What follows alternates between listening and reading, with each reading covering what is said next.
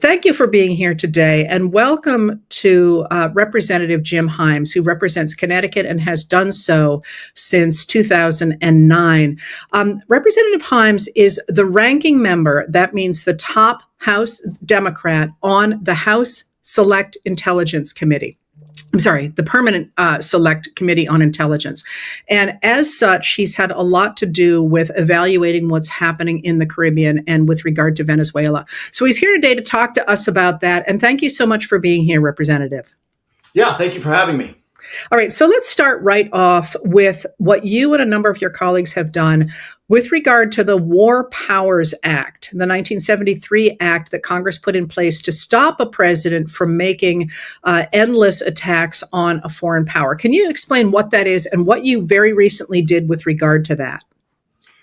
Yeah, of course. Just to start 250 years ago, and I promise we'll be concise here, but to start 250 years ago, this whole conversation emerges from the fact that the Constitution vests in the Congress the power to declare war unambiguously. And if you go back and read the Federalist Papers and Madison and Monroe, et cetera, et cetera, et cetera, Congress has the right to declare war. But under the Constitution, the president is commander in chief of the armed forces, right? So you've got that natural tension in the Constitution, which has played out over the 250-ish years that the Constitution has been in place. And then you also have this pendulum, right? So I mean, it's no coincidence that the War Powers Act passed in '73 on the heels of the Vietnam War, which was never declared by Congress. So in 1973, the Congress says, hey, that maybe we want more of a role to play in the commitment of American forces, and passes the War Powers Act, which says that a president must. The War Powers Act acknowledges that there are modern circumstances that didn't obtain back in the 1780s, when a naval force from Great Britain would take 3 weeks to get to the United States, the president might need to act with dispatch. So the War Powers Act basically says, look, the president has a pretty free hand for a period of 60 days, at which point anything the president does must be reported. Well, it must be initially reported to Congress, and in 60 days it stops unless the Congress gives authority, to cartoon it a little bit.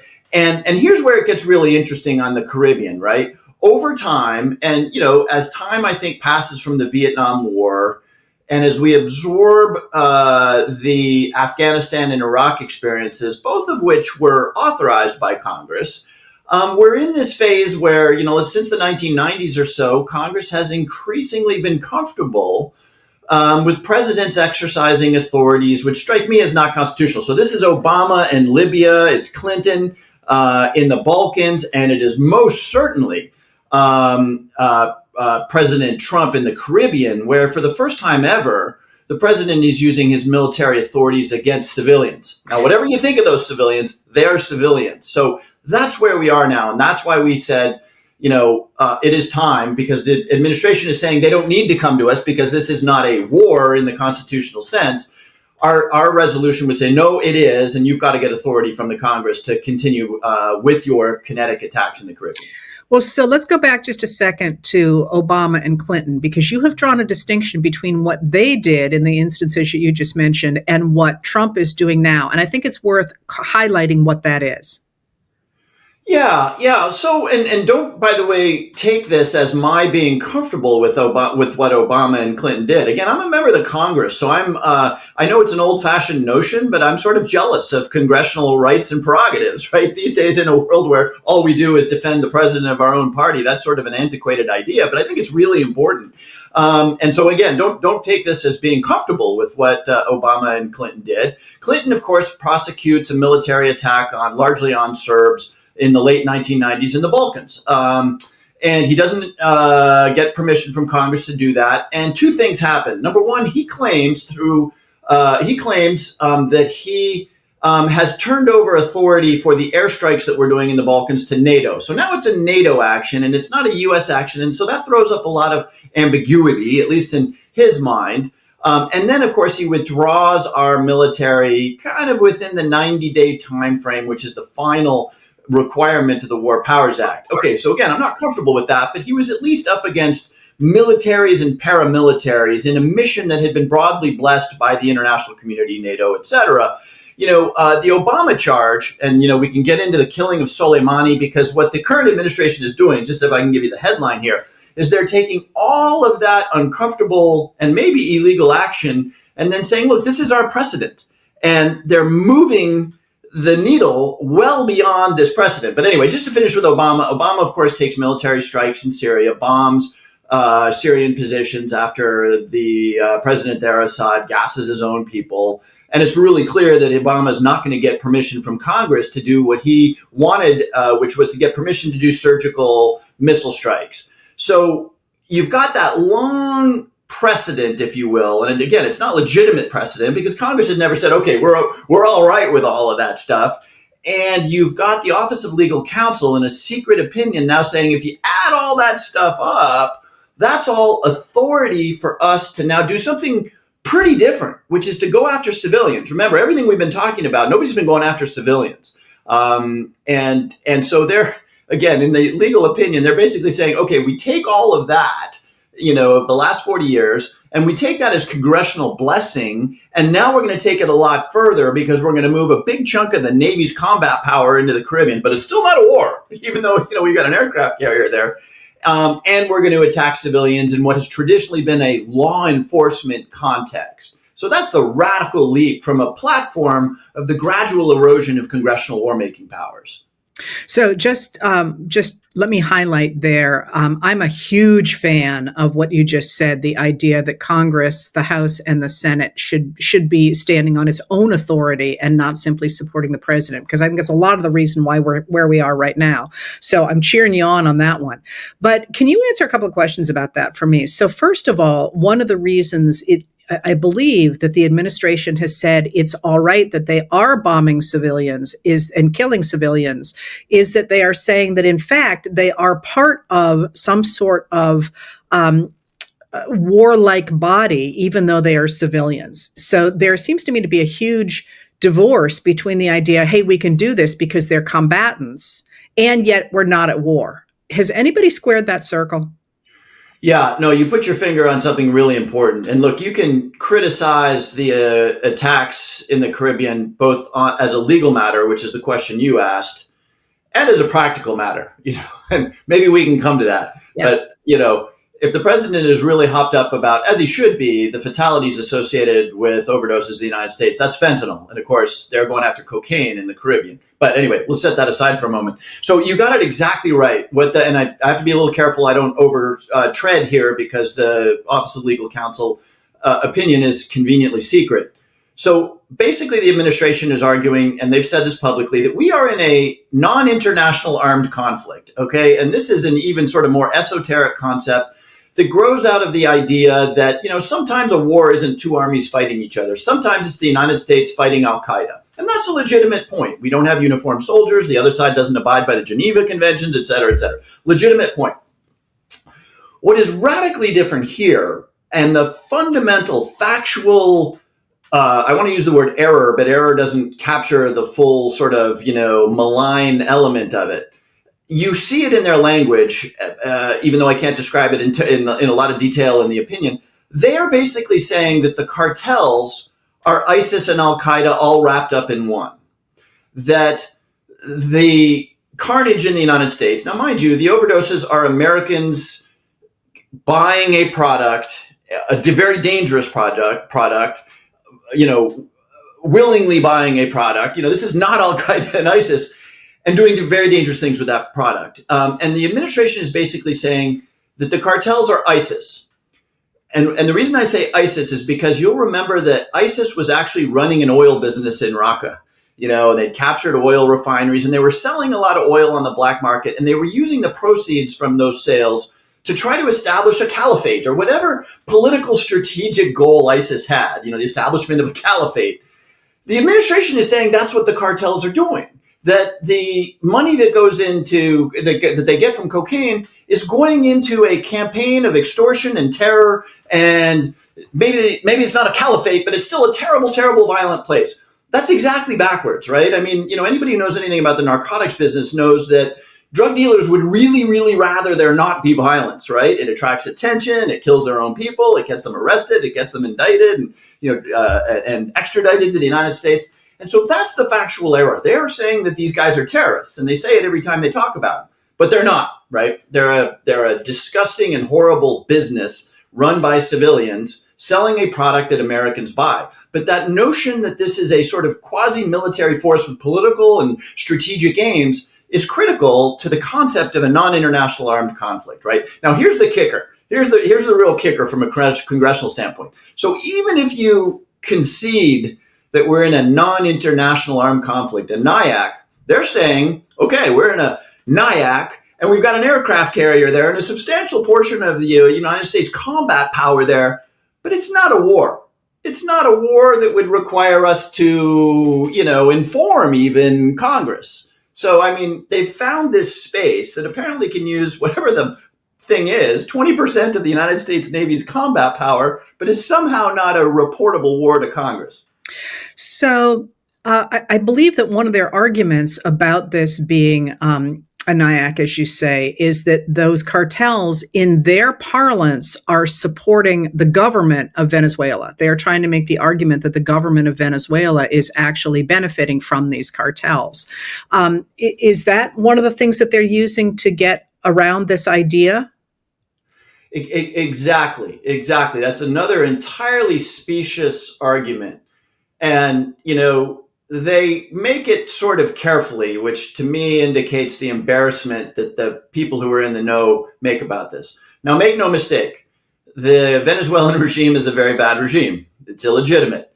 And there's no question in my mind that there are people in the Venezuelan regime who are on the take from the cartels to turn a blind eye to truck shipments. There's no question. I mean, look, there's corruption all over the world when you have big money involved. But the idea that the Maduro regime is a narco regime beyond the garden variety corruption that exists in lots of regimes in South America and elsewhere in the world is just bananas. Look, Maduro's a terrible guy, but he's not a drug kingpin who lives to sell drugs. He is a illegitimate authoritarian ruler. But it's really important that the administration associate him because, boy, and we can talk more about this if you want, boy, would they like Maduro to go away.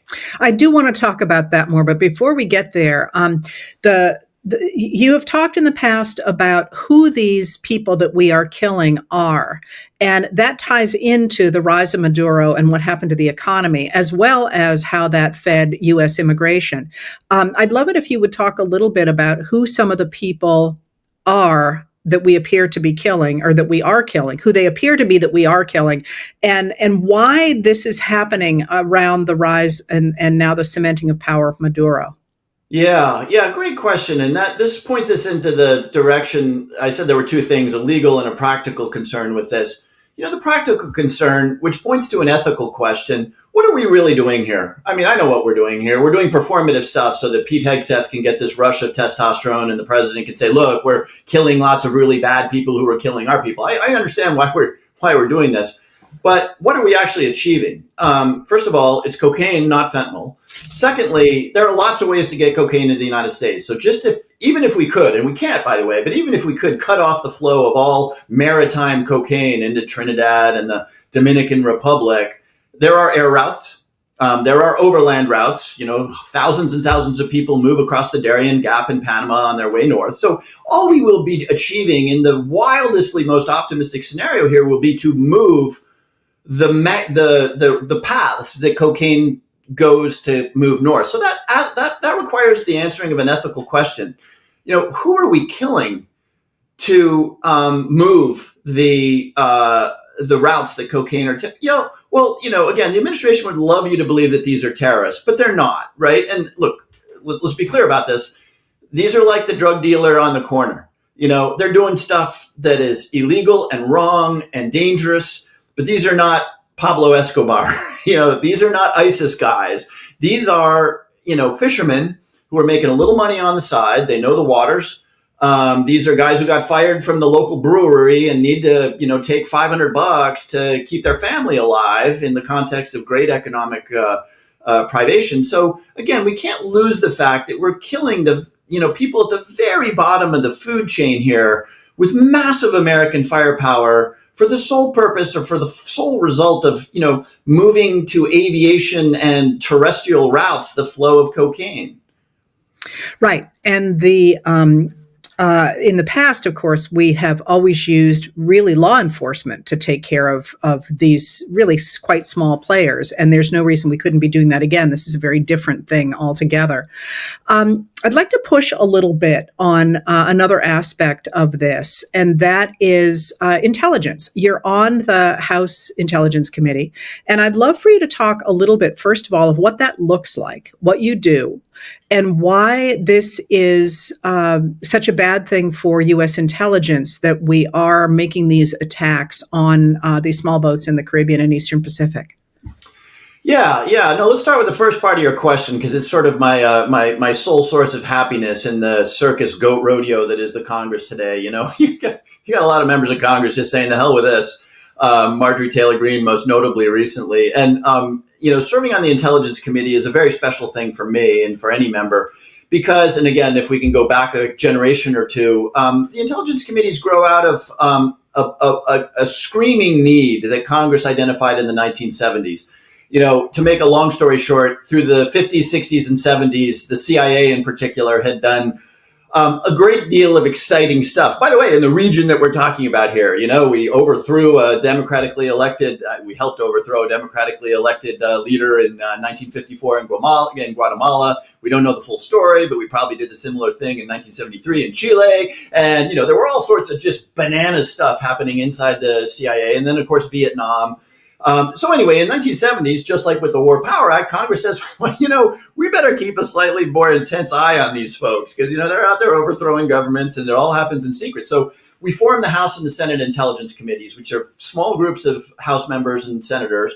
One would like to believe, and I think generally speaking, those members and senators are, maybe some of the more prudent, responsible, and less volatile members of the Congress, to get access to everything, meaning nothing gets withheld from them by law.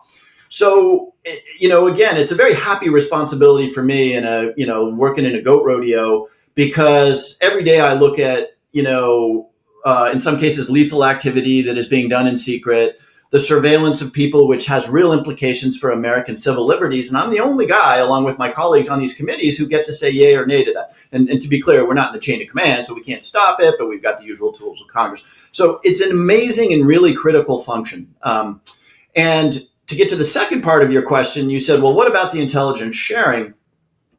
Two things are happening that are a little uncomfortable for me. Number one, surprise, surprise, the Trump administration is not being particularly diligent about advising Congress. So I will say that, about 7 weeks into these strikes, when a bunch of senators, Republican senators, were getting a little grumpy, they finally briefed Gang of 8, Gang of 12. We can get into what that is if you want. A very small group of members, of which I am a member. They finally started briefing us on the operational stuff and on the legal authorities here, that opinion I was telling you about. Here we are 2 months into these strikes, and we have not had a single briefing on the intelligence that is being used to undertake these strikes, which, okay, people, that probably flows over people. Here's the thing. The intelligence is really critical, because who precisely are we killing, and how good is the intelligence to make sure that we're not killing fishermen who aren't carrying drugs, or heaven forbid, a tour boat or something. No briefing. So total complete ignoring of Congress prerogatives in that regard. And then, of course, there have been some costs to be paid. You alluded to this. An awful lot of countries, most notably the UK, certainly Colombia, where intelligence sharing and partnership in the narcotics realm is absolutely essential, are saying, hey, we're sorry, guys, as long as you're doing this banana stuff in the Caribbean, we're out. We're not going to partner with you on this stuff. So in fact, rather than moving the ball forward on drug dealers, for example, it seems like we're moving the ball backward on those. We certainly are with Colombia. In overt and covert ways over decades, we have had a deep, deep partnership with Colombia. Because that's, of course, where the cocaine was coming from. Pablo Escobar, those good old days of, hierarchical, highly centralized, I shouldn't say good old days. That's bad old days of very centralized cartels. And here you've got President Petro, and love him or hate him, and look, he's a former Marxist guerrilla, so a lot of people hate him. He took huge risks by maintaining those partnerships, and those partnerships are really critical to really stopping counter narcotics, in contrast to the performative stuff that we're seeing against boats. And Petro finally just said, "Hey, we're out," and that again, we're moving the cocaine transfer routes around. But we've now torpedoed our probably most valuable counter narcotics partnership with Colombia in a way that will have profound implications for our ability to stop this stuff. So I want to follow up on that in the time we have left. But can you quickly explain to people what the Gang of Eight is, what the Gang of 12 is, and crucially, from my perspective, what does that look like when you are briefed? Like literally, do you go into a room? Do you, I don't know, how do you do that? Yeah. It's not a happy and comfortable thing. In a perfect world, the two committees would be briefed on everything, right? But lo and behold, it turns out, how many members are there? I guess between the senators and the House members, you've got some 50 people who get briefed on stuff. It turns out when you brief 50 senators and congressmen, sensitive stuff leaks. And so what they have, they created this Gang of Eight. And the Gang of Eight are basically the leadership of the two houses, Senate and House, plus the chair and the ranking member, that's me, of the intelligence committees who get briefed on the most sensitive stuff. So maybe, an operation that just occurred, something that if it were to leak would truly be catastrophic for the United States. And so, you just tromp over to the Senate side or wherever you tromp. There's two secure facilities in the Capitol, one on the House and one on the Senate side. You tromp over there, they close the door, and Chuck Schumer and Hakeem Jeffries and, John Thune are there, and you get a briefing on very, very sensitive stuff. When they tell you need to go over to those facilities, do you get it by email or is there a courier? No, I can't. I'm not sure mind. I fully understand the mechanics, but the staff on the two committees will be told that so and so will be briefing the Gang of Eight tomorrow at 4:00, and that I assume that that almost certainly comes through the classified networks that allow the IC and the White House and the Congress to communicate. So one of the things that I hope to do in my work is to show people how Congress actually works.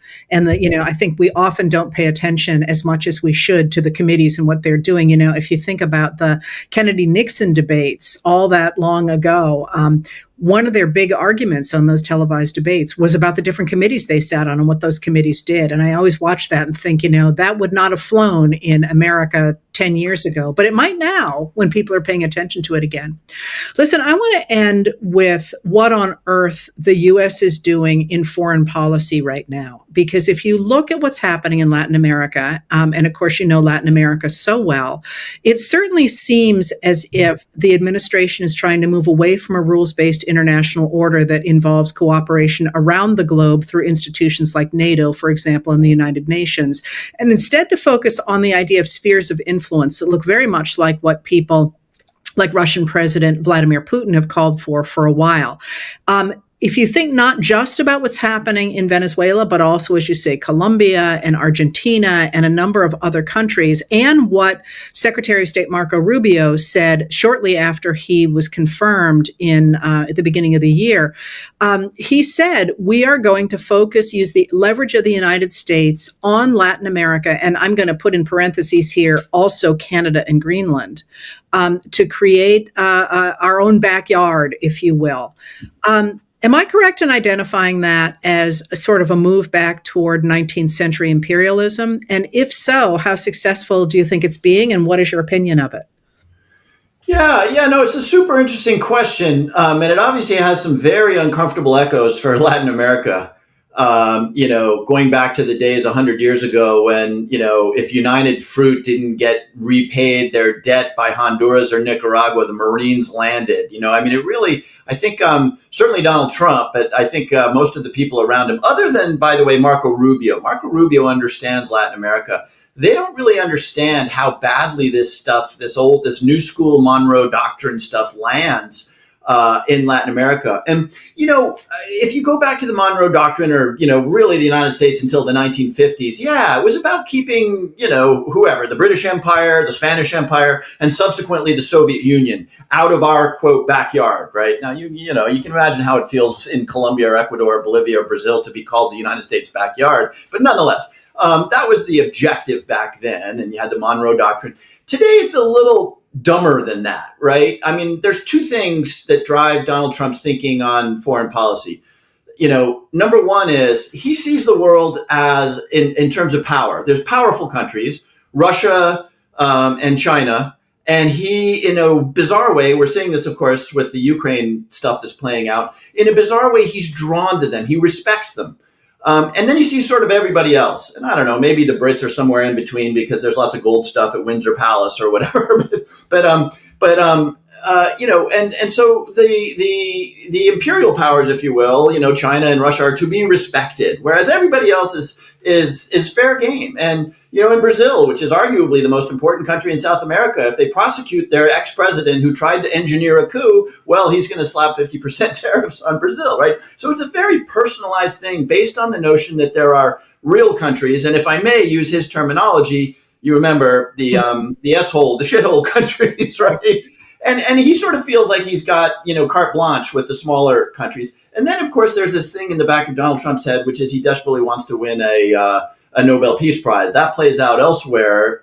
He hasn't turned his peacemaking attention to Latin America all that much. But, it's sad to see because if you really expand the aperture, Latin America has made tremendous progress since I was a little kid there, right? I mean, in the 60s, pretty much every country there was an autocracy and backward and everything. And now almost every country down there, Venezuela accepted and some other questionable characters, are democracies.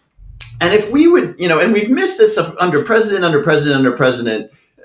if we had simply sort of, engaged with Latin America in a way that wasn't about counter narcotics and non-law enforcement and, we could have a much more vibrant trading, much more stable set of countries where, narcotics wouldn't be the only option for a chunk of the population in Bolivia and Ecuador and Colombia. So it's a really lost opportunity over a generation that, of course, Donald Trump is making 10 times worse through this personalist kind of caudillo view of the world. Let me ask you just a couple more questions. First of all, I understand you were born in Peru. Why were you born in Peru? My dad was a Ford Foundation guy, in the 60s and 70s there. Of course, that I need to get his oral history, right? Because I was referring to this before. That's when the, CIA and others were running around, doing, anti-Soviet Cold War stuff in the region. But yeah, that's why I was there. Dad was a Ford Foundation guy. So you have said you don't actually think that the United States will go to war with Venezuela. And I'd like to hear a little more about that. Yeah, fair question. And let me sort of caveat my answer by saying, Donald Trump's pretty unpredictable, and he's particularly unpredictable in his behavior with, countries he doesn't respect, Iran, Brazil, Canada. And so let me caveat by saying that I say this with some adamance, but not a huge amount of conviction. There's two reasons why I think that he doesn't go to war with Venezuela. Number one, in as much as I have insight into MAGA, like one of the prime directives of MAGA was that you don't go to war in foreign countries, right? And I look, we bombed Iran and, we're now taking out boats in the Caribbean. So he's come a long way on that issue. But the introduction of, ground troops or kinetic activity in Venezuela would be just, to me, it feels like a dagger in the heart of this MAGA premise at a time, by the way, when MAGA's coming apart, right? When you've lost Marjorie Taylor Greene, you've lost the war.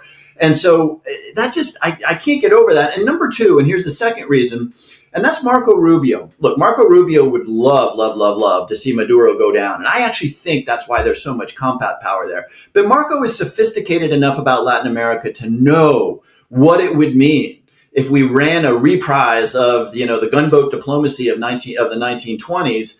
If we took military action against Venezuela, as horrendous as Maduro is, there would be a reaction in the continent. And, oh, by the way, and I think Marco gets this, like, okay, let's imagine Maduro goes down. Remember Afghanistan? Remember Baghdad? There's no guarantee that what replaces Maduro is any better. And now, if you've got chaos in Caracas, You've got millions of Venezuelans crossing the border again into Colombia, and you destabilize Colombia. I think Marco gets this stuff. For those two reasons, I think they're desperately hoping for regime change, but I don't think they're going to take kinetic action to affect it. So the buildup is, as many people have said, pressure to try and get people within Maduro's own government to replace him with somebody else, possibly. I guess, right? And you hear, nice to imagine that Congress would have better information, but you hear in the media that there are negotiations going on. Apparently, Rick Grinnell is bouncing around in the region. Apparently, they were making offers. So there are talks. So, this gunboat diplomacy, such as it is, has apparently resulted in some conversations. But again, back to the notion of, an actual attack on Venezuela. Holy smokes. I mean, what that does inside MAGA and what that does inside the continent is pretty shocking. Yeah, for sure. So the last question I want you to leave us with is one of the things that fascinates me about foreign affairs. And one of my concerns, first of all, is that people aren't paying enough attention to them. People meaning ordinary Americans, because, when I was a kid, we used to have foreign correspondents in every country, and you really knew what was going on and people paid attention to it. And I'm really interested in what is going to happen going forward in foreign affairs when we are seeing sort of the post-Cold War order. And certainly the Biden administration tried to come up with a new way to deal with the post-Cold War order. And now Trump is essentially, to my mind, taking us back to, as you say, some sort of gunboat diplomacy or even 19th century imperialism. If you were going to formulate a way for U.S. foreign policy to move forward into the 21st century, what would you emphasize? And what should we, as everyday Americans, be thinking about and maybe asking questions about of our elected officers? Yeah, great question. Wow, what a big question too. We could talk forever on what makes Americans tune into foreign policy, right? Because famously, certainly from a political standpoint, they're not. But let me see if I can answer a massive question really quickly, and I'll answer from the standpoint of what are we not doing, which we must do. Number one, like it or not, we now live in a bipolar, maybe even tripolar world, right? The Chinese are not going away. The Chinese have huge problems demographically, economically, et cetera, but they are not going away. And so at a minimum, the world now consists of an enormously powerful United States and an enormously powerful and rising China. Now, the reason I say maybe tripolar is because Europe really matters, right? Europe economically, not militarily, but economically is basically the same as the United States and the sort of Chinese sphere there. So you have a tripolar situation. And what really matters, what the lesson that must be learned there is that we need to be a lot more sophisticated about coming to an accommodation with the reality of Beijing and China. Right now, most of my colleagues are thinking about China using a Soviet Cold War mentality. We're spending an immense amount of time, talent, and treasure thinking about the unthinkable, which is what does it look like when we fight a war with China? And we need to move not beyond that, because we need to deter China, and we always need to be prepared for the worst case scenario. But we really need to invest in what does it look like when we arrive at a détente and an accommodation that will help us both with China. Secondly, the world is also sort of, and this is related to the first, increasingly split between those countries who aspire to some version of liberal market regulated capitalism and those that don't. So those that don't are North Korea, Iran, China, and lots of other, wannabe dictatorial countries, including Russia. So this brings me to the last and most important point, which actually you brought up, or Adam Smith brought up when you talked to him.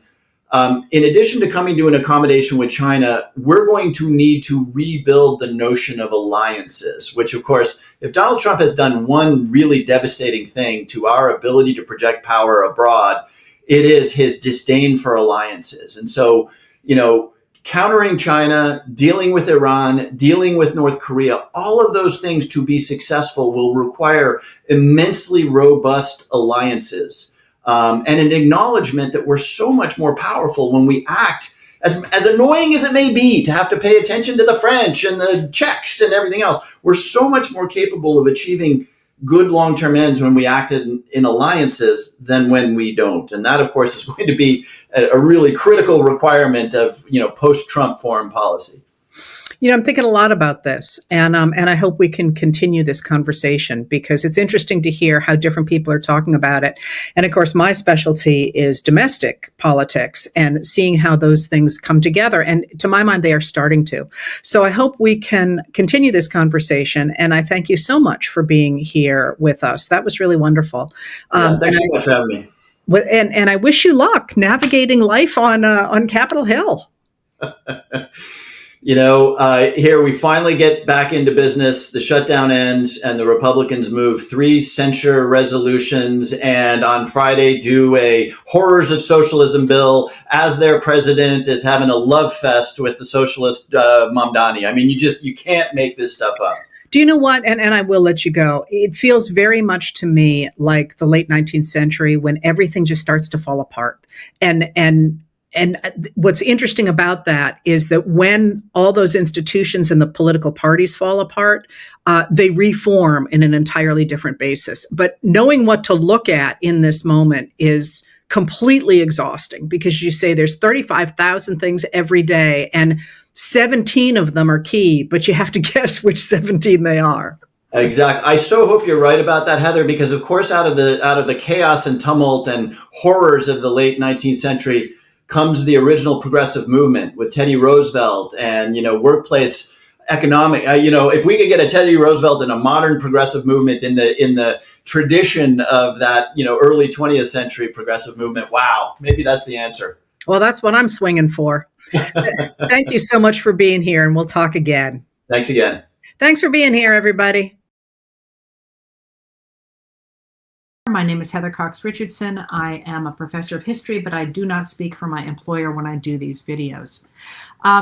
So welcome back to this unending saga that seems to be the 2020 American presidential election, about which you had a lot of questions that I will do my best to answer. Although I feel like I don't have anything hugely significant to say today, although that maybe means that there's some stuff I can add. So let me start here with some of the questions you people asked, more specifically about politics, and then I'm going to go ahead. Ooh, someone just baked cinnamon rolls. I finish teaching tomorrow, so I'm a little loopy. Anyway, so let me answer some of the specific questions you had about where we are. And let me just start by saying something that I hope I will pick up on in just a minute. And that is that people are really, really reacting fast and hard to the newest thing that's in the news constantly. And I would urge you to center down a little bit because there's a lot of chaff flying around that doesn't matter. And that literally, I try and look at things as what will show up in the history books. And a lot of the stuff that's out there right now is not going to show up in the history books, except in that monograph that somebody's going to get a doctorate writing that's going to sit on a shelf and be really an important book for the people who study legal machinations around elections, but that most of us really are not going to care about. So one of the things that people are asking about, first of all, is that today the Attorney General from Texas, a guy named Paxton, has gone ahead and he is has tried to sue under to take to the Supreme Court an argument that the states of Michigan and Wisconsin and Georgia and Pennsylvania have to throw out their election results because their votes impinge on the rights of Texans to go ahead and have Trump be in office. And it's a frivolous lawsuit. And I'm not a lawyer, by the way. This is what I have read about it. And that it really doesn't have a chance of going anywhere. So people are really worried about it, really upset about it. And the reality is that it doesn't even appear that Texas has standing to sue. So one of the things that means is that you can't bring a lawsuit unless you have standing. That is, unless there's some reason that this particular issue involves you. And Texas has no say over what Michigan does, for example. So what's really going on with Paxton? and with what's happening there in Texas. And then there's a larger question about what's happening with this election, of course. But in this particular case, it appears that what Paxton is up to is that this is a public relations stunt. And the reason that he's doing it is because he himself is under investigation by the FBI, and has been in trouble with abuse of power, with the idea that he has used his office in order to help a political donor. And it looks to observers as if he is trying to use this particular, as I say, public relations stunt in order to see if he can get some kind of a pardon out of Trump for the trouble he's in with the FBI right now. So instantly, the Michigan Attorney General, a person named Dana Nessel, said, and I quote, "The motion filed by the Texas Attorney General is a publicity stunt, not a serious legal pleading. The erosion of confidence in our democratic system isn't attributable to the good people of Michigan, Wisconsin, Georgia, or Pennsylvania, but rather to partisan officials like Mr. Paxton, who place loyalty to a person over loyalty to their country. The Michigan issues raised in this complaint have already been thoroughly litigated and roundly rejected in both state and federal courts by judges appointed from both political parties. Mr. Paxton's actions are beneath the dignity of the Office of Attorney General and the people of the great state of Texas." And that's a quote from a statement from the Michigan Attorney General. Again, it looks like this is simply one of the many public relations kind of suits that the supporters of the Trump administration have been filing. And as I keep saying, and I don't really want to like beat this with a dead horse, beat the whole dead horse thing here. First of all, they have lost 49 out of 50 cases, and the one that they won, I believe, was procedural. They were in fact allowed to be standing closer to the counting of the votes than the election officials permitted the Republican observers to be standing. I think that's what that was about. It was an equivalent level of something like that. It was not going to change votes. It was not a big deal. And they've lost 49. And the piece that people like me keep saying is that when people are alleging irregularities in the 2020 election, they're not doing so under oath. That's really important to remember. And when the lawyers go in front of the courtroom and they are, in fact, in danger of bearing penalties for lying, they won't make those same allegations. They will bring a lawsuit saying, there were no Republican observers here. And then when the judge says, "Are you saying there are no Republican observers?" they'll say, "Well, what was the language? There was not a zero account number." I mean, it was something like that. They're not willing to take the risk of lying to a court of law. So this is why they keep the judges from Republicans appointed and Democratic appointed judges keep throwing these cases out and saying, "You guys don't have any evidence. It's one of the cleanest elections we've seen, at least in terms of the votes that were actually delivered." I, as a historian, have real doubts about how many votes were suppressed in places like Texas, where, as you probably remember, they closed, for example, drop boxes and made it so that in one county in Texas, which was, a huge county, similar to the size of the state of Rhode Island, there was only a single drop box for ballots. So, you look at places like that. You look at things that happen on indigenous reservations where you have to have for example, a specific location and a street address in order to vote. And if you're in a reservation, you don't have those, that suppresses votes. I mean, that's voter suppression, as I'm just taking that out of this equation. The election as it happened was secure. So what you are seeing with all this flack or this chaff is simply an attempt to convince people who are willing to be convinced that Joe Biden did not win this election. It is cynical. It is anti-democratic. It is anti-American. It is a public relations campaign. It is sheerly advertising. So every time you see one of these, don't react the way that you did over, for example, this Paxton thing, because literally in 100 years, somebody's going to go, "Who the heck is Paxton? Why did this matter?" And don't let people do that to your blood pressure, because this is a game that They are playing, and you do not have to play along. So why do I say that? Well, first of all, because the Republicans are losing in one court after another. And second of all, because today was the safe harbor deadline.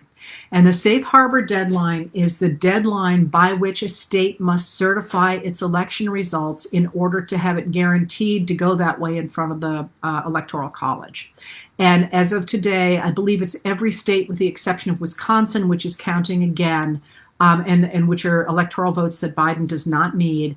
Every single state has certified its election results. And each state does that differently. Sometimes it's the Secretary of State, sometimes it's committee, whatever.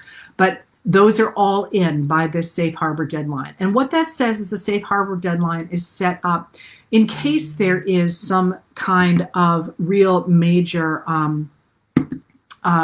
confusion over how an election went. And that simply wasn't the case here. You know, these in state after state, the election results have been litigated and relitigated, and the Trump people have lost again and again and again because they had no evidence.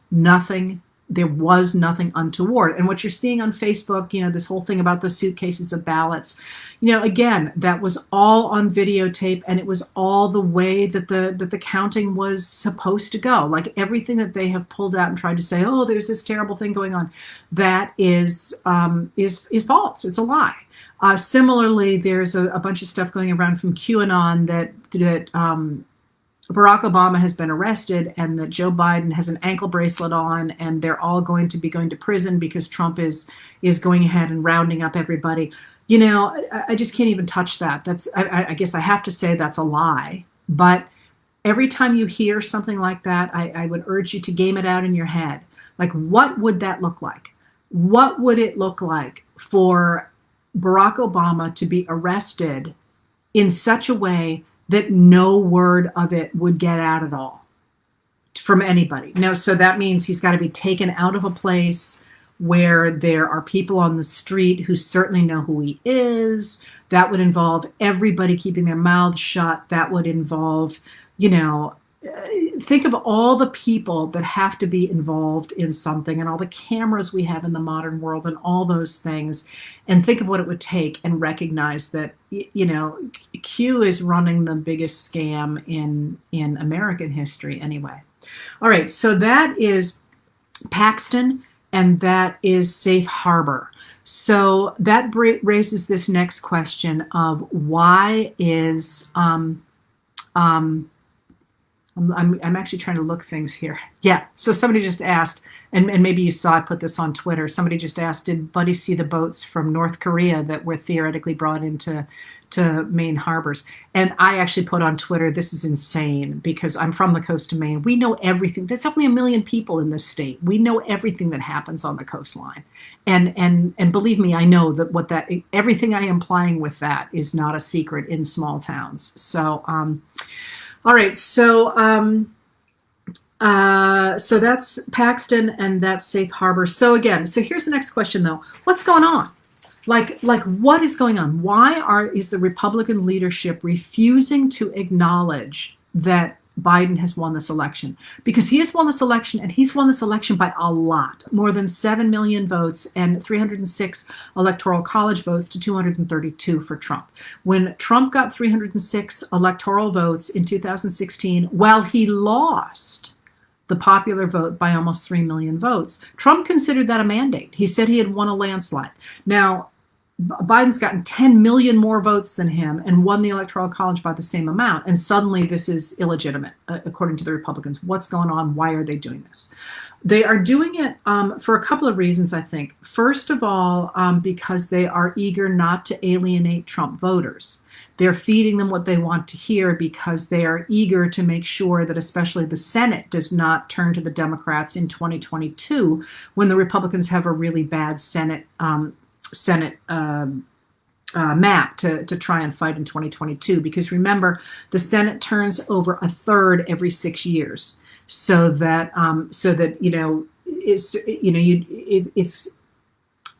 kind of random who's going to be up every 2 years in the Senate. And it just happens that in 2022, there's a number of Republican senators whose seats are endangered. So they want to make sure they can hold on to the Trumpers because they need them. They need those votes. So that is part of what's going on. There's also the issue going on that that right now, and this is actually something interesting to pay attention to. Right now, it's not clear who's going to control the Republican National Committee. Is it going to be Trump and his support and his handpicked people running it, the way Ronna McDaniel began to run it for Trump? She's trying now to be somewhat independent, even though she actually changed her name for him. She's a Romney, but she stopped using the Romney and started using McDaniel because he didn't want to be associated with Romney. Now she's trying to look more independent. So it's not clear whether Trump is going to continue to control the RNC, the Republican National Committee, or whether it's going to become more independent again. If he continues to control it, he's going to control the purse strings. He's going to control the money. And one of the things that's happened with these challenges to the election, of course, is that Trump has been raising money off of them. And as of last week, he'd raised $207 million based on the idea that he had been cheated of the election and he was going to challenge those things in court. And obviously that he hasn't spent anywhere near $207 million on these election challenges that have gone nowhere. So that begs the question of where is that money going to go? And at least some of the money has been going into the Republican National Committee, which again, he would go ahead and control if he stays in control of the Republican National Committee. And he's not going to be giving that money to Republicans who don't support him. And this is one of the interesting things to be watching, is the fight within the Republican Party. And maybe I'll talk more about that in a minute. All right, so they're eager to keep Trump voters. They're eager to keep Trump money. But here's the piece that I am increasingly watching, and I wrote about this within the last few days, and that is that it's really hard to look where we are right now and what the Republicans are doing and not think that they are deliberately trying to sabotage Joe Biden's administration by just even the stupid things like I will probably write about tonight, like the Congressional Committee on Inaugural Events. That's not what it's called. They refuse to recognize that Biden has won. So his inaugural team can't work with Congress the way it's supposed to do. So literally they're trying to do all this by themselves without the kind of institutional support that every other president has gotten. And just petty crap like that is, I think, really designed to keep him constantly back on the ropes. And while the inaugural committee is a bit of a petty and in a way, who cares, especially in a time when it's going to be virtual.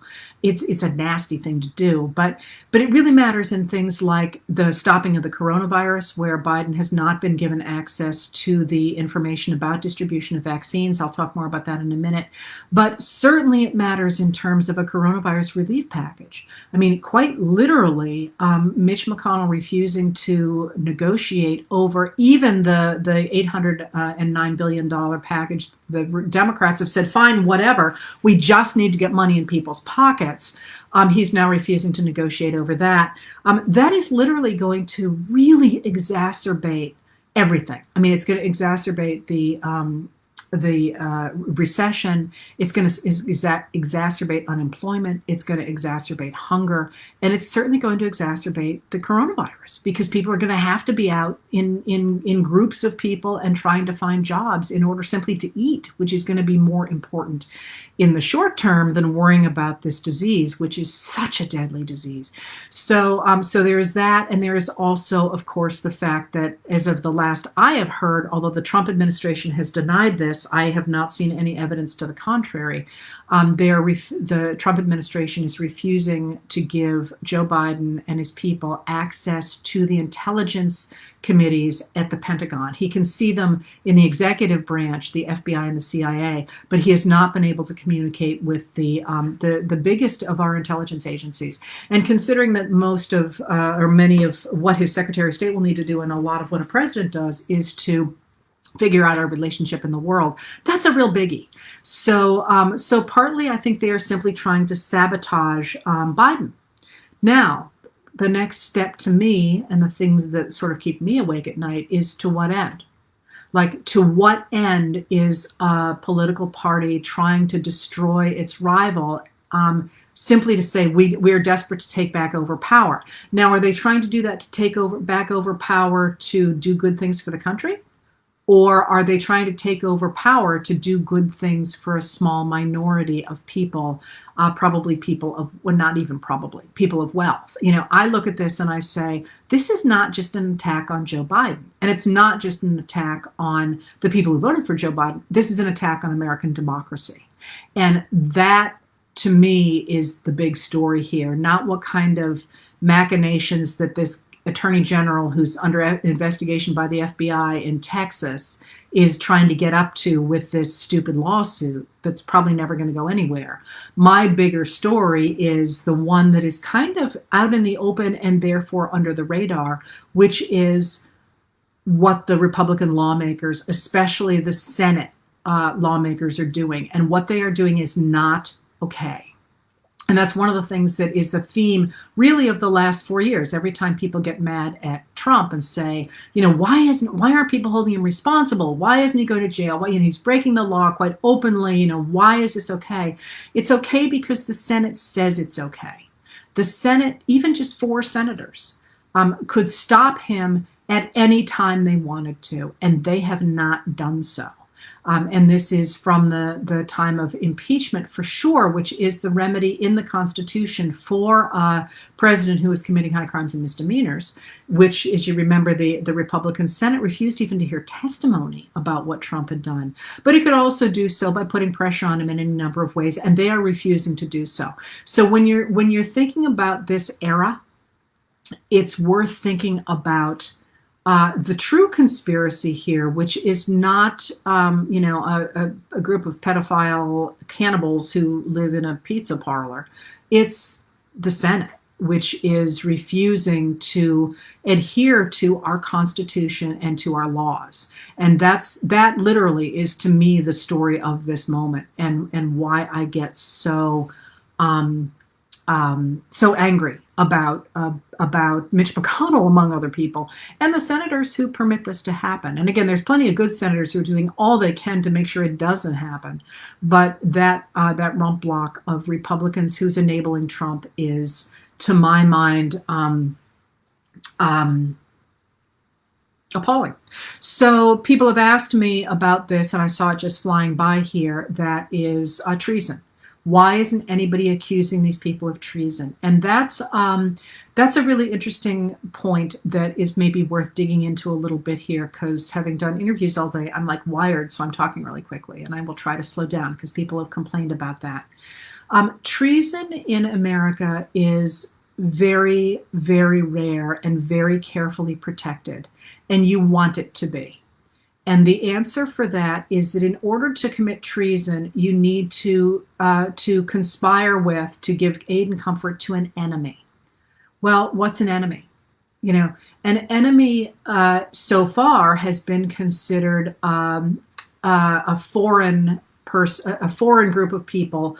But it's a little fuzzy, because what we really had in the early 19th century was treason against states and not against the federal government. And you really kind of want to keep those limits, because once you start to say that somebody speaking out, for example, is treason, it's a pretty slippery slope. Usually if people are acting in ways that are not good for the country, there's plenty of other things to get them on, because it's pretty rare that you're squeaky clean in every other way and then you're suddenly trying to overthrow the government.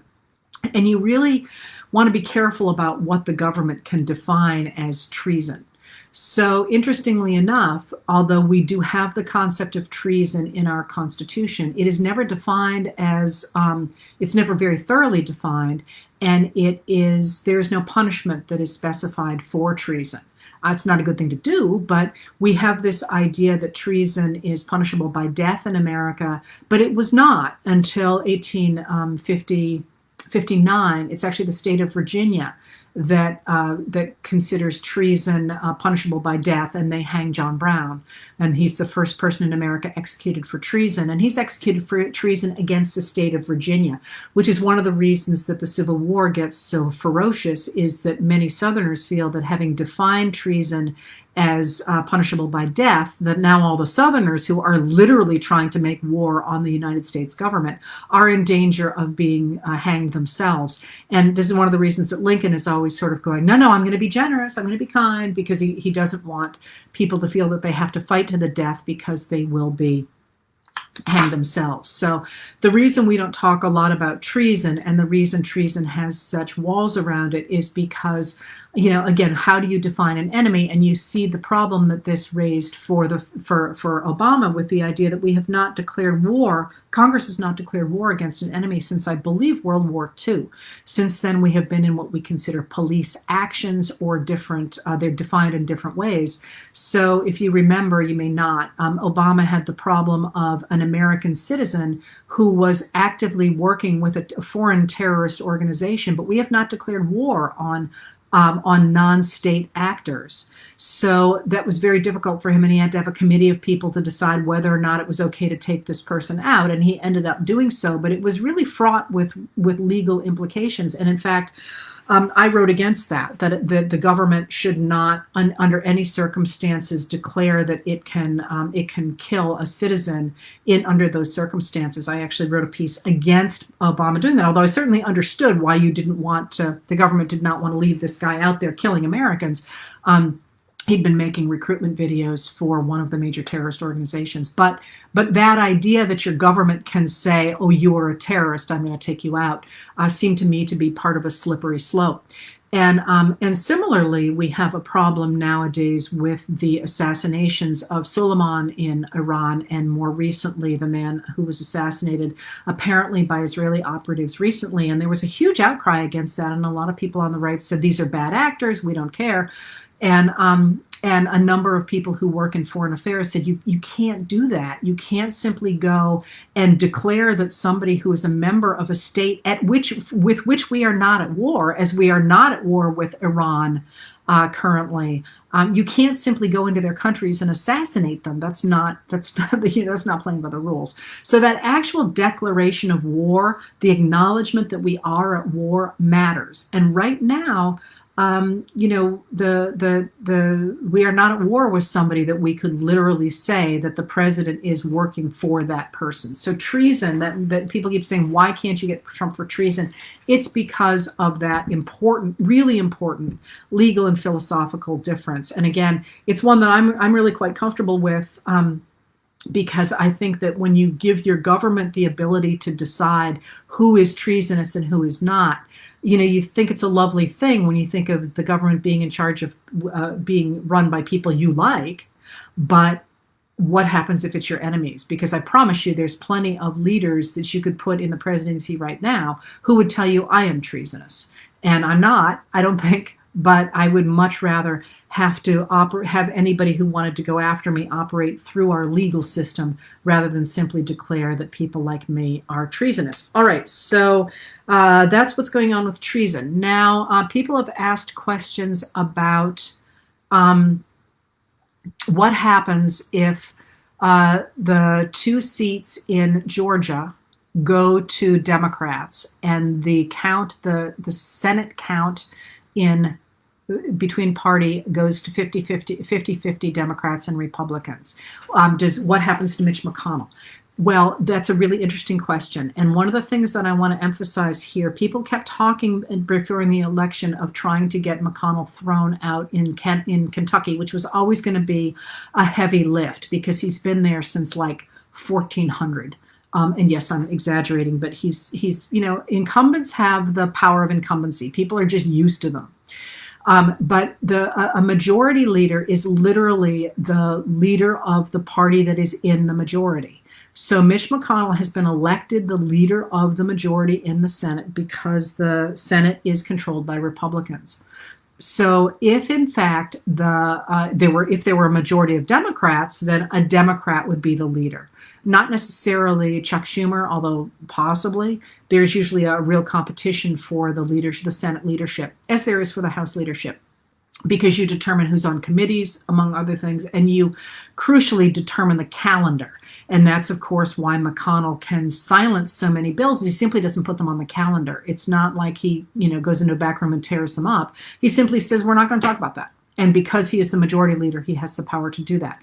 So if the Senate is divided 50-50, because of, and I think I talked about the other day, the Senate's a really funny place. It needs to have its rules sort of updated because for so long it was really clubby and they didn't have the kind of guardrails that were put into the House of Representatives. If the Senate is even 50-50, the majority leadership goes to the member of the party who is in the White House. So the Democrats in that case would, in fact, have the majority, and they would appoint a majority leader if, in fact, the two Senate candidates in Georgia go to the Democratic candidates there, John Ossoff and Raphael Warnock, who are running against incumbents, one of whom was appointed, and both of whom are in real trouble for insider trading. So it's going to be a very interesting election down there. So that's what happens with that. All right. A couple more questions here. You've asked about the vaccines, and I think this is a really interesting question. So the whole process of getting vaccines for this coronavirus is, let me just start by saying, I'm going to give you a political answer to this because I'm a political historian. I do what my doctor tells me, and I read science because it interests me, but believe me, if you're coming to me for medical advice, your next stop is the emergency room. I mean, I have no qualifications at all. So I'm going to tell you what it looks like to me from a political standpoint. And I will also once again reiterate that I absolutely trust my doctors. If they tell me to jump, I say how high. So this is not a question of me in any way going up against science. I trust what they tell me. And by the way, I have to point out here that the person that Biden is putting in charge of the Centers for Disease Control and Prevention, the CDC, that doctor is incredibly well regarded, and she is at MGH, Mass General Hospital, which is a flagship hospital in Boston, and she's also at Brigham and Women's Hospital. And Brigham and Women's was a combination of the Peter Bent Brigham Hospital and the Women's Lying In Hospital, and that's how it became Brigham and Women's. And a lot of people think it is a hospital for women, and it's actually a hospital for everybody, and it is crackerjack. They are the hospital I've always gone to in Boston, where I had all my children, and they are just, where all my doctors are, they are just phenomenal. And the fact that they've got someone from Brigham and Women's there, I'm like, yes. So anyway, all that to say that I am not going to tell you anything medical here, but I am going to take a look at what it looks like to me politically about this story that broke yesterday, that Trump and the administration did not buy additional Pfizer vaccines when they had the opportunity to do so. And what I'm going to say is odd, I think, probably for a lot of people coming from me. And I have spent a lot of time reading about this stuff because it doesn't make sense to me. And what doesn't make sense to me is that I'm not at all sure that the administration made a mistake in that the Trump administration invested in a number of vaccines. And remember, the scientists have produced this vaccine in an unbelievable amount of time.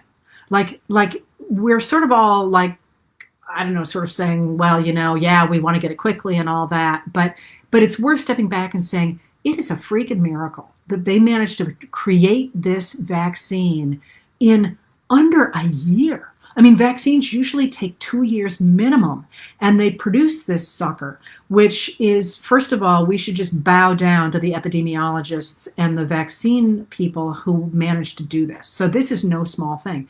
But that being said, it was not clear that who was going to come up with one from the beginning. I mean, maybe it was clear to epidemiologists. It certainly wasn't clear to those of us on the ground.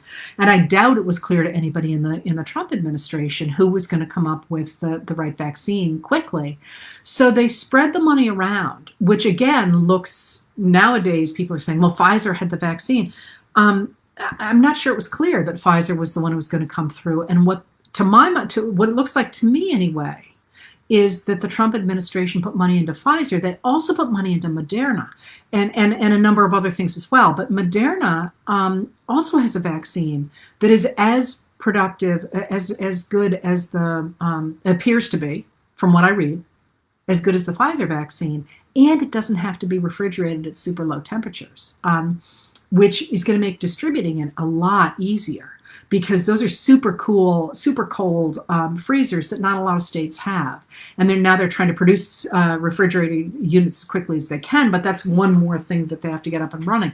And one of the things that bothered me today in the news that I saw, and mind you, again, this is just, it doesn't make sense to me, is a lot of people are sort of implying that it was the administration's decision not to buy more vaccines from Pfizer.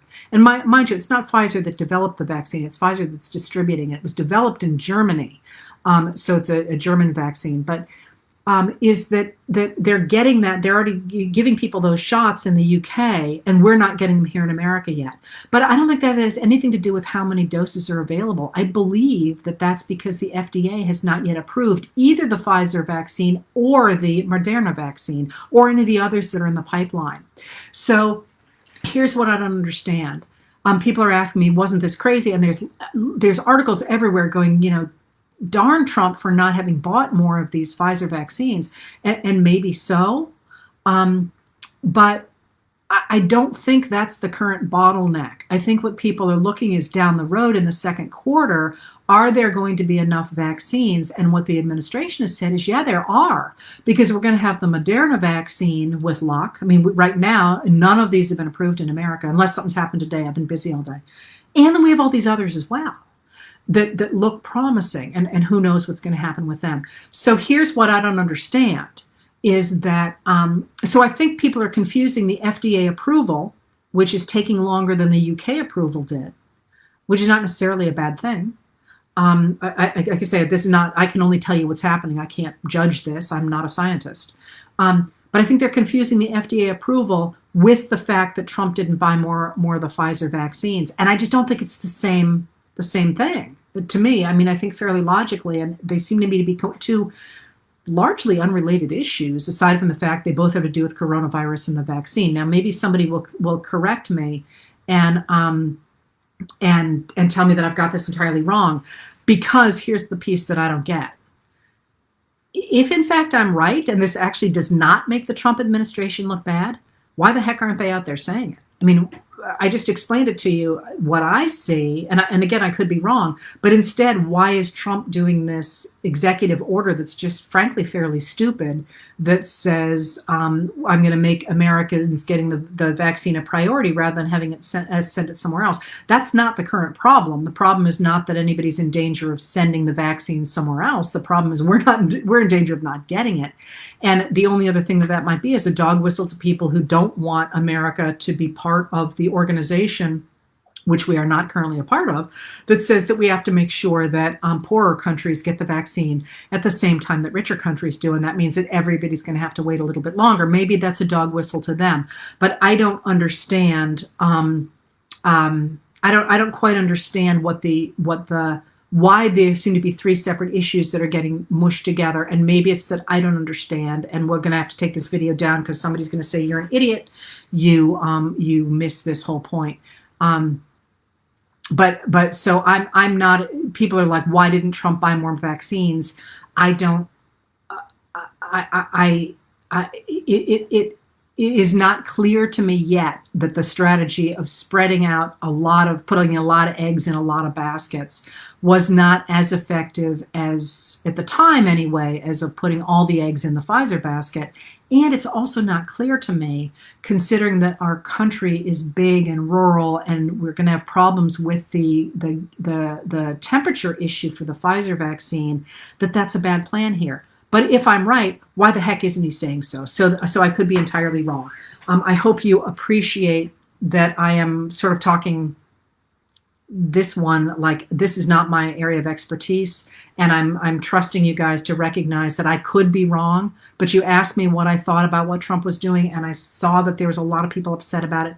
That's the best I got. So so I could be wrong, and check the notes. Maybe somebody else has something else. All right, so other questions about where we are right now. So people have asked again and again, are we in the middle of a military coup? And is that what's going on with Trump's changes in the in the personnel at the Department of Defense in the Pentagon. And what's happened there is over the last, well, really since the election, Trump, as you know, fired Mark Esper, who was his fourth, I believe, Secretary of Defense. And he replaced him with an acting fellow who is only acting. I mean, he's never going to go through Senate approval, even though he's supposed to. And that person in turn went ahead and purged a lot of people from a lot of different positions, both in the actual Department of Defense, in the Pentagon, and then also in two advisory boards. One, the Policy Advisory Board, which is made up of people from all different parties and all different kind of experience levels.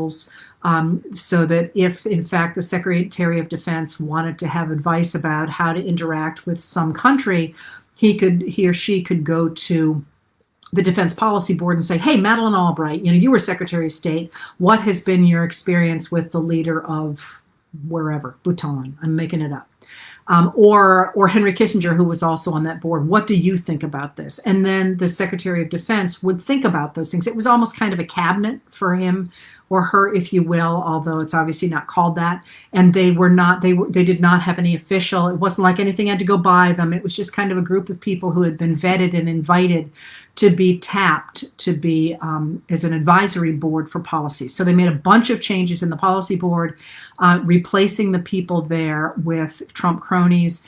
And then they also did a similar purge in the business board, which off the top of my head, I can't remember the name of it. The defense had to do with defense contracting, and they made a huge bunch of changes on that. They threw out the chair, and they threw out, I want to say it was 9 out of 13 people. It was a lot of people. And again, these are changes that lots of people didn't pay attention to, but the question is what's going on there. Is in fact there's going to be a military coup, especially considering the fact that one of the things these changes did is it meant that the special ops part of our law enforcement teams, our military teams, that's about 70,000 people, and they now report directly to a Trump appointee, and from that Trump appointee to the acting Secretary of Defense that Trump has just appointed. And that's somewhat worrisome. I mean, I had no idea special ops was so big. I don't know if you did, but special ops are the people who do, well, special ops. They are involved in covert activities, intelligence activities. They're the people who operate in ways that are not sort of, how to put this, on the table with troops moving around. So the fact that they are now overseen by this group of Trump cronies is concerning. And what is going on there? There's a lot of concern about. Instantly when this happened, a lot of people said, "Oh, he's planning to launch a coup in the streets," and there's a lot of concern that this is what's going on. And I don't think that's the case personally. And again, I'm only one person, and I absolutely could be wrong.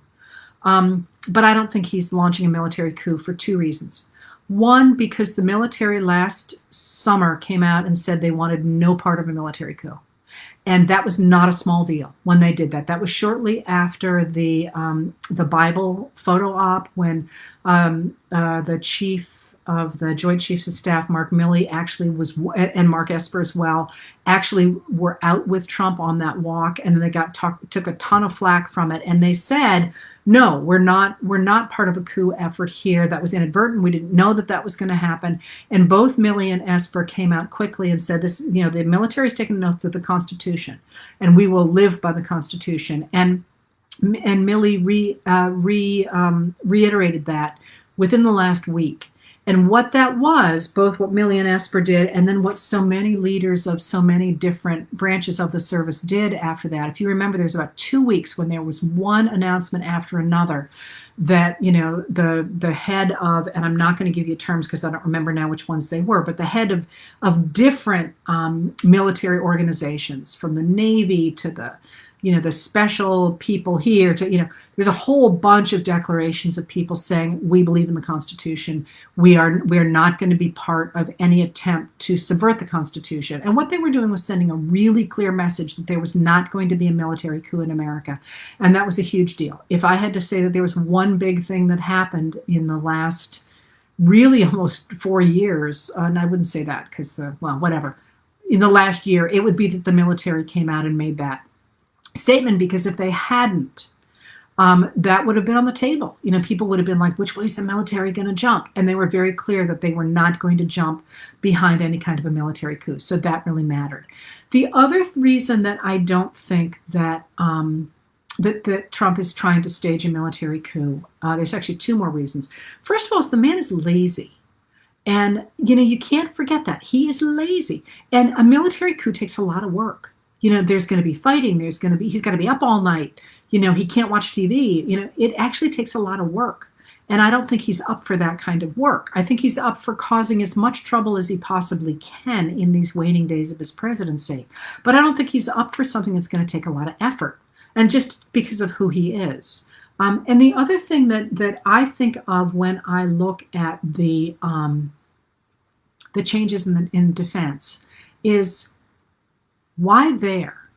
Why the board that looks at military contracting?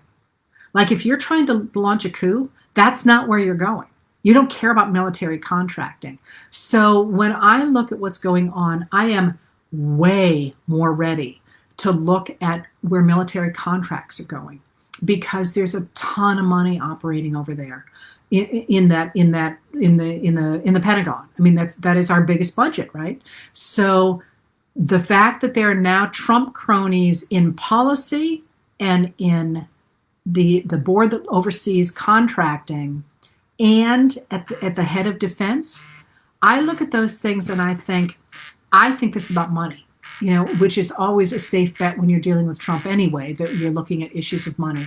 And so I think that this is probably an attempt to make sure that a couple of things happen, like, for example, the sale of that $23 billion worth of equipment to the UAE, the United Arab Emirates, despite their close ties to both Russia and China, who will probably get their hands on that defense, including our F-35 planes, which are the best of the best, and where there will almost certainly be a kickback. And to my mind, I mean, again, I'm just guessing here, or the piece that I just think you cannot look away from, and I just can't believe how little attention it's gotten. So maybe I'm off base.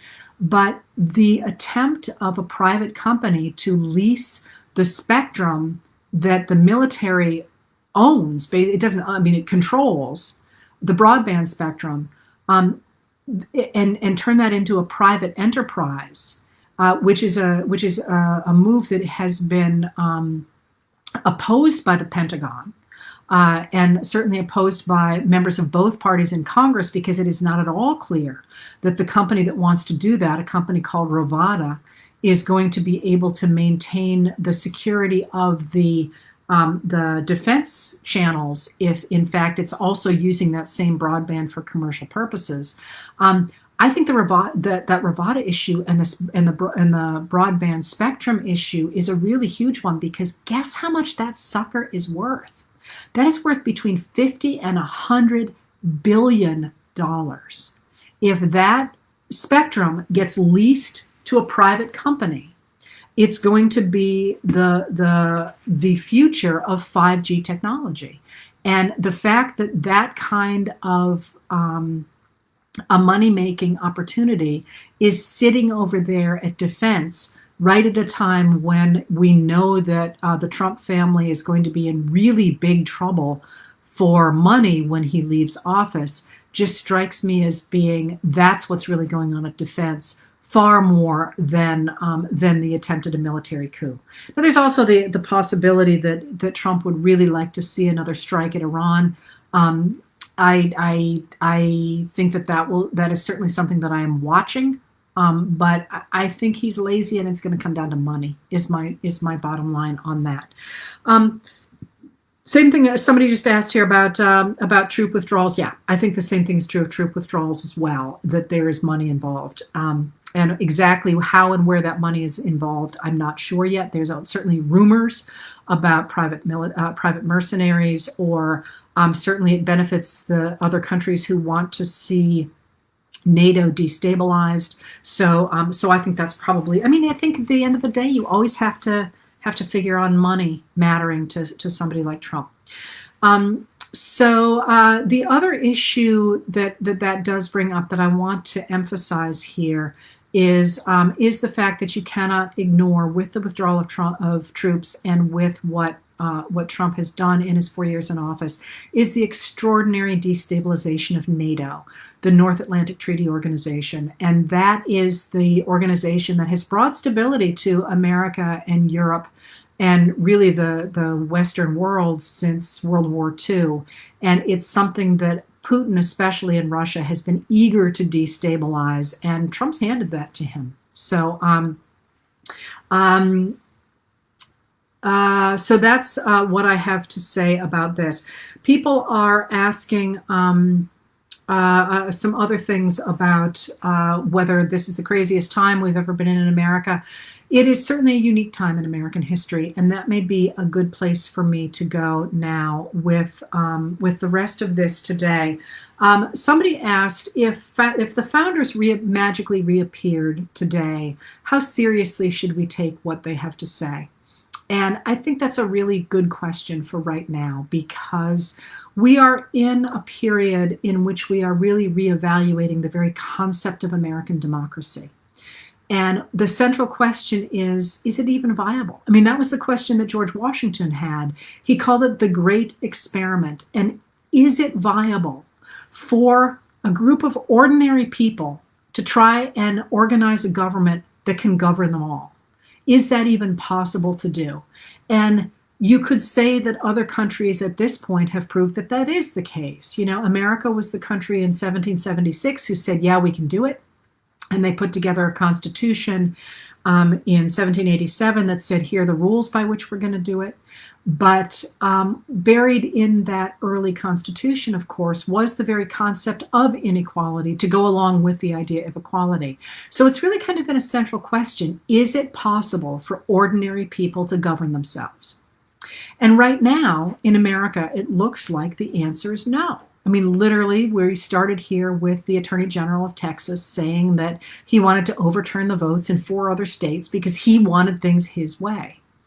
But the founders, for all of their weaknesses, had an idea. And that idea was that it was possible for ordinary people to govern themselves.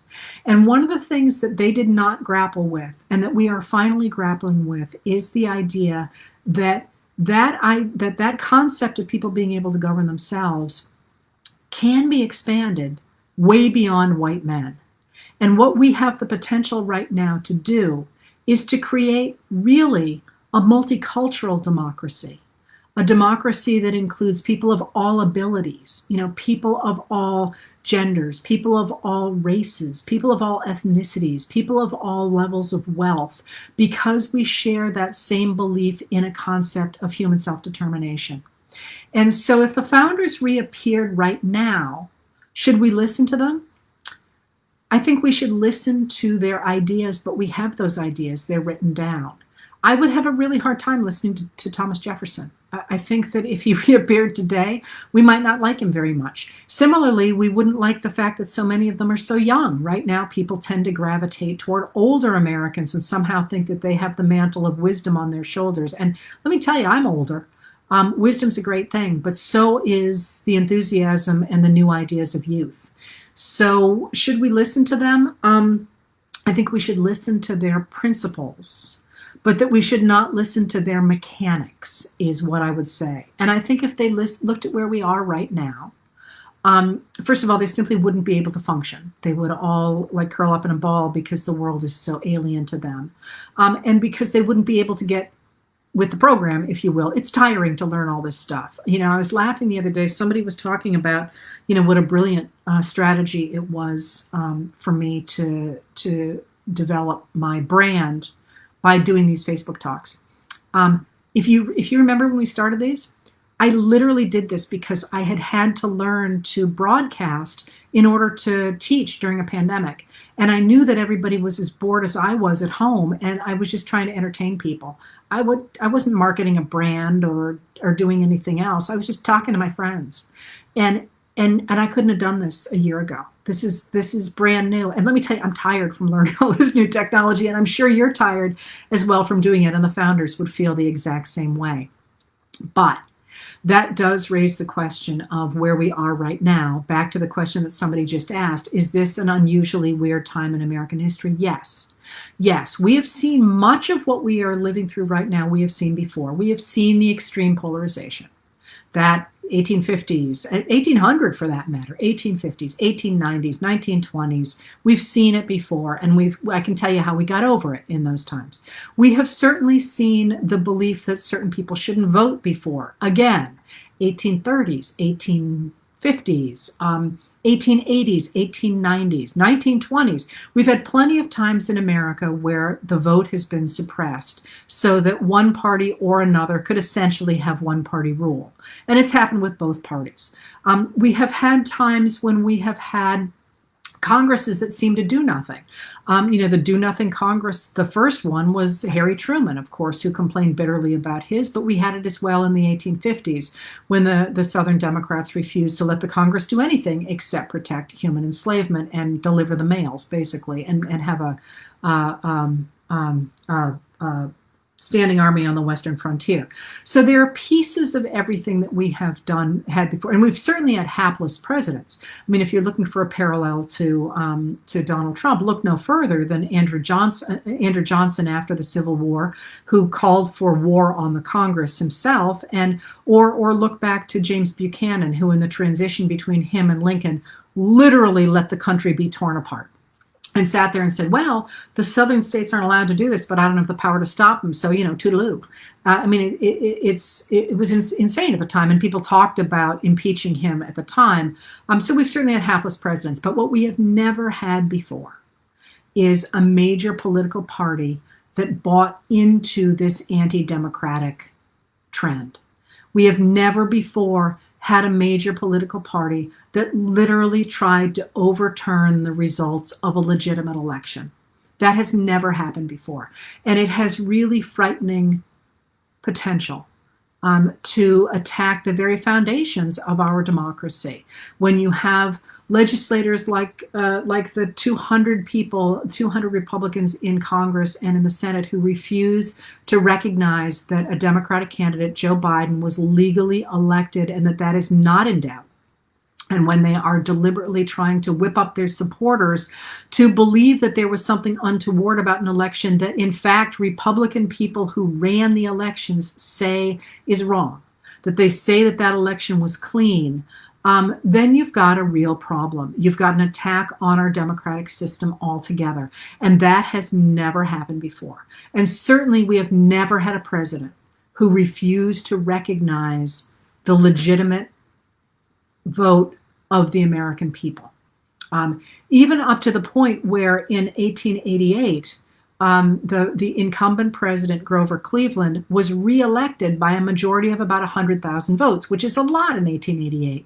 And yet, because the Republican challenger, Benjamin Harrison, was elected in the Electoral College by the votes of New York, which were probably illegally switched, to be honest. I'm not going to make that argument today here. Nonetheless, Grover Cleveland looked at what had happened. He lost in the Electoral College, even though he won the popular vote, and he moved out of the White House. It wasn't just a question of sort of saying, okay, yeah, I didn't win. He literally was the incumbent, and he moved out of the White House. And then he ran again and won by such a landslide, he got to move back into the White House. But the Republicans made sure to trash his presidency before he entered it. And this is why Grover Cleveland has not gone down in history as one of our greater presidents. He was, in fact, in many ways a great president.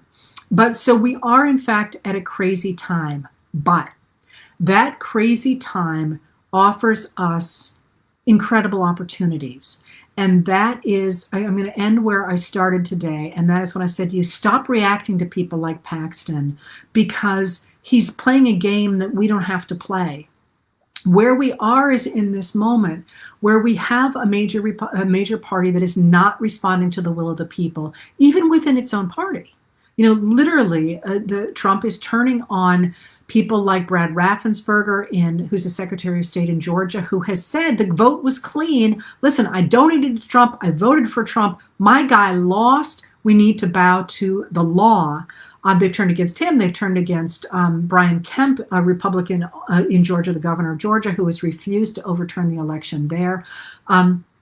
They've turned against Doug Ducey in Arizona, a Republican who once again has said, I do not have the authority to overturn the will of the people.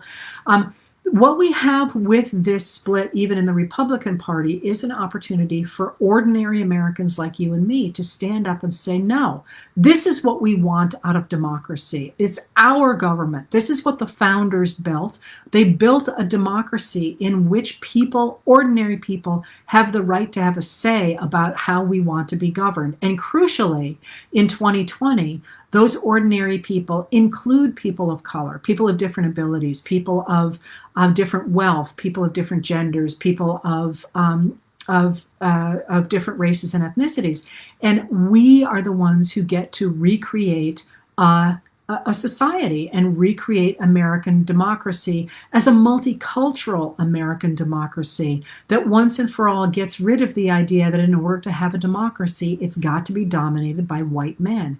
And that's scary for a lot of people. I get that. I totally get that it's scary for a lot of people, but it's also really exciting. You know, America has always been at its best when we did include everybody's voices, when we did figure out that, Hispanic kid is the one who's going to figure out how to do, 6G technology, when we looked at what people could do rather than what they looked like. And that moment that we're in, and that idea of trying to recreate and reclaim American democracy is really, at the end of the day, up to us. It's up to ordinary Americans demanding what we want from our government. And the minute that you start to think that we have to do what Paxton says in his fevered moments when he's hoping for a presidential pardon, is the moment that you give up the power of democracy. And the one thing I would add to that is that this is a lesson. It's interesting because it's a lesson that I think it's a lot harder in many ways for people who've always had stuff to hear, because they're used to the system sort of being rigged for them. But it's not something that's hard for people who have not been part of that rigged system to hear. They know that you have to work to get what you want, and we have to work to get democracy.